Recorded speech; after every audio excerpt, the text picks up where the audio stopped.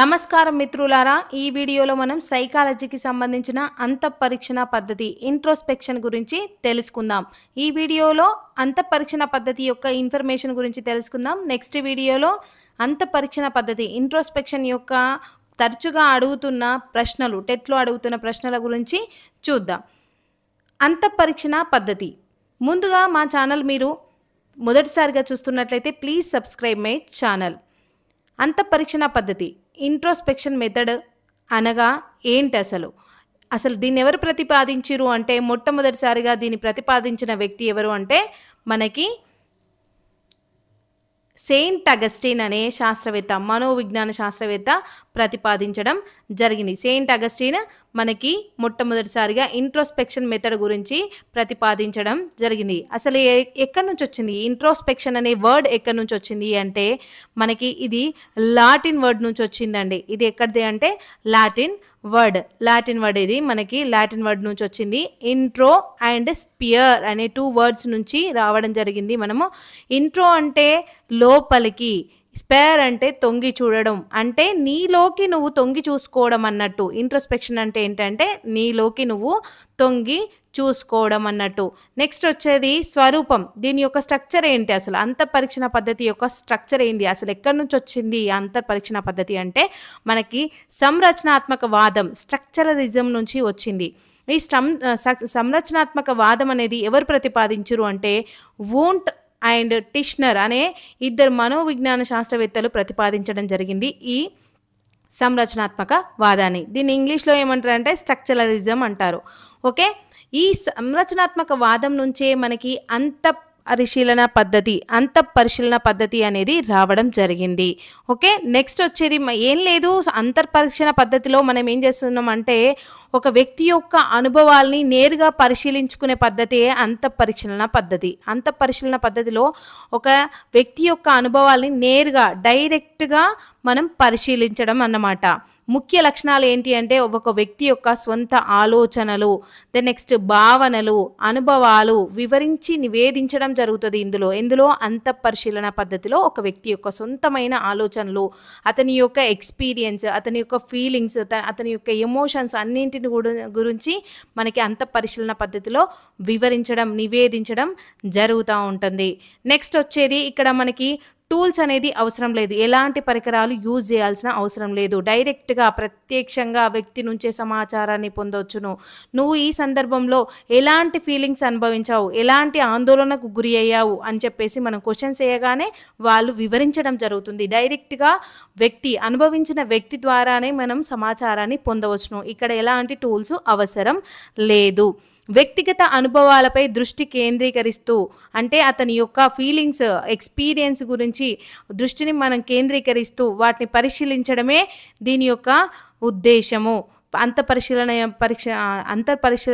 యొక్క ముఖ్య ఉద్దేశం ఏంటి అంటే వ్యక్తిగత అనుభవాలపై దృష్టిని కేంద్రీకరించి పరిశీలించడమే దీని యొక్క ముఖ్య ఉద్దేశము. దెన్ నెక్స్ట్ ఎగ్జాంపుల్ చూసుకుందాము. ఇక్కడ ఒక విద్యార్థి ఎగ్జామ్కి ముందు రోజు అతని యొక్క తీవ్ర ఆందోళనను గురించి ఎలా అనుభవిస్తున్నావు, నువ్వు తీవ్ర ఆందోళనకు ఎలా గురి అవుతున్నావో అని అడిగినప్పుడు ఆ సందర్భాన్ని వివరిస్తున్న ఆ విద్యార్థి యొక్క ఎక్స్పీరియన్సెస్, అనుభవాలు, నెక్స్ట్ అతని యొక్క ఎమోషన్స్ కావచ్చు, భావనలు కావచ్చు, ఇవన్నీ కూడా మనము అంతఃపరీక్షణ పద్ధతిలో భాగంగా చూడడం జరుగుతుంది. అంటే ఒక విద్యార్థి ముందు రోజు, రేపు ఎగ్జామ్ అనగా ఈరోజు అతని దగ్గరికి వెళ్ళి నువ్వు ఎలా ఫీల్ అవుతున్నావు రేపటి ఎగ్జామ్ గురించి అంటే, ఒకవేళ అతను తీవ్ర ఆందోళనకు గురి అయితే అతడు ఎలా ఆ తీవ్ర ఆందోళనను అనుభవిస్తున్నాడో వివరించే సందర్భం అన్నట్టు.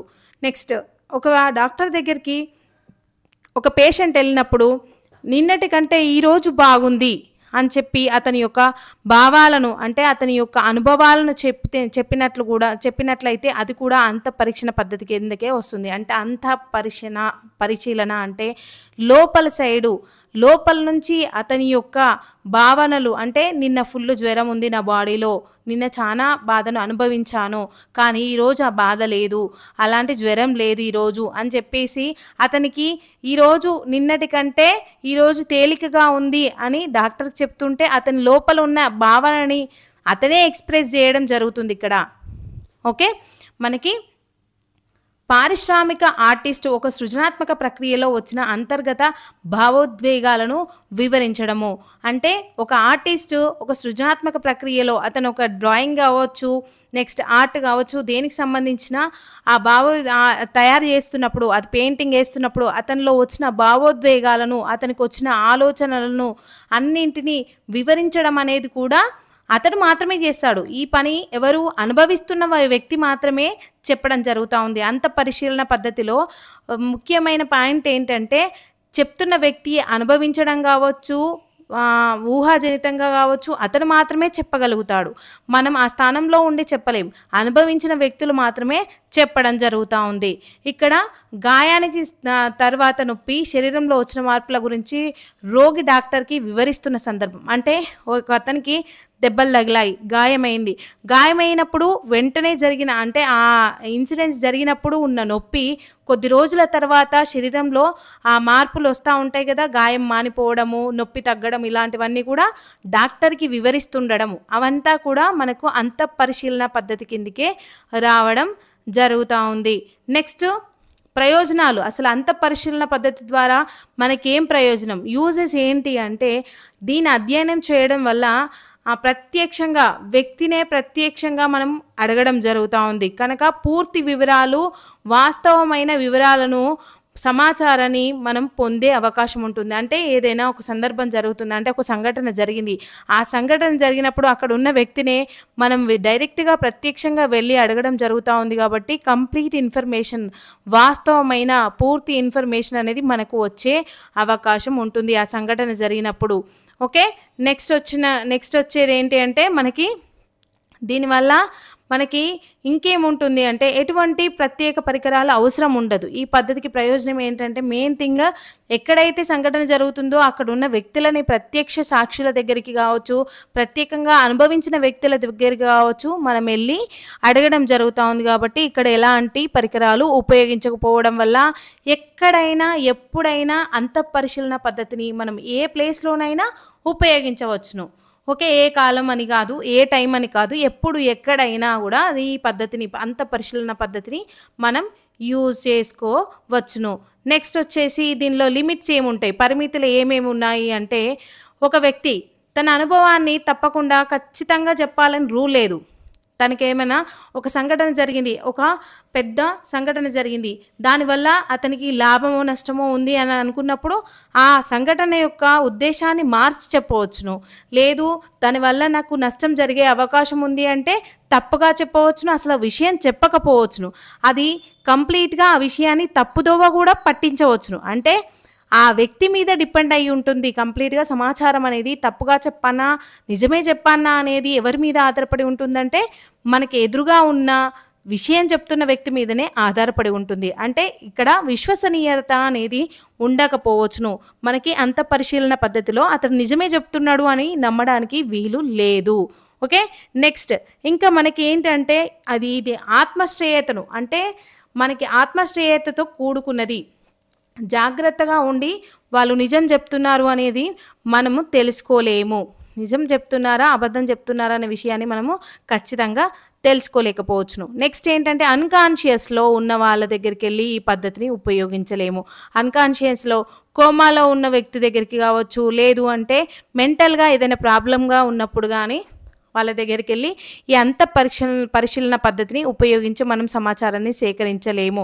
నెక్స్ట్ చిన్న పిల్లల్లో కావచ్చు, మానసిక సామర్థ్యం లేనివారు కావచ్చు, భాషా జ్ఞానం లేనివారు కావచ్చు, అంటే భాషా పరిజ్ఞానం అనేది తక్కువగా ఉన్నవారు కావచ్చు, అనుభవాలను సరి అయిన విధంగా వివరించలేరు. వీళ్ళ నుంచి మనం చిన్నపిల్లల నుంచి, మానసిక సామర్థ్యం లేని వారి నుంచి, భాషా జ్ఞానం తక్కువగా ఉన్న వాళ్ళ నుంచి సరి అయిన సమాధానాలను మనం రాబట్టలేము, సమాచారాన్ని సరిగ్గా సేకరించలేము. ఈ పద్ధతి ద్వారా, అంతఃపరిశీలన పద్ధతి ద్వారా మనం సమాచారాన్ని వీళ్ళ నుంచి, అంటే చిన్నపిల్లల నుంచి, మానసిక సామర్థ్యం లేని వాళ్ళ నుంచి, భాషా పరిజ్ఞానం లేని వాళ్ళ నుంచి మనం సరి అయిన సమాధానాన్ని రాబట్టలేము. నెక్స్ట్ వచ్చేసి ఏంటి అంటే సేకరించిన సమాచారాన్ని తహసీల్దార్గా పరీక్షించి నికాసరుగా అంటే నిర్ధారించలేము. అంటే మనము దీన్ని ఫైల్ చేసుకోము, దీన్నే ఫైనల్గా ఇది ఇతను చెప్పింది నిజమే, ఇదే ఫైనల్ అని చెప్పి నిర్ధారించుకోలేము. అంటే ఎందుకంటే అన్నీ ఓ వ్యక్తి ఒంటరి నివేదికలే. ఇక్కడ మనకి ప్రూఫ్స్ అనేవి కనిపించటం లేదు. అతడు చెప్తున్నాడు, మనం వింటున్నాం అంతే. ఇంకా ఇక్కడ ప్రూఫ్స్ అనేవి లేవు కాబట్టి దీన్ని కన్ఫామ్గా మనము ఇదే నిజం అని చెప్పేసి చెప్పలేమన్నమాట. Okay, thank you friends. ఈ వీడియో కనుక మీకు నచ్చినట్లయితే లైక్ చేయండి, షేర్ చేయండి, మా ఛానల్ని తప్పకుండా సబ్స్క్రైబ్ చేసుకోండి.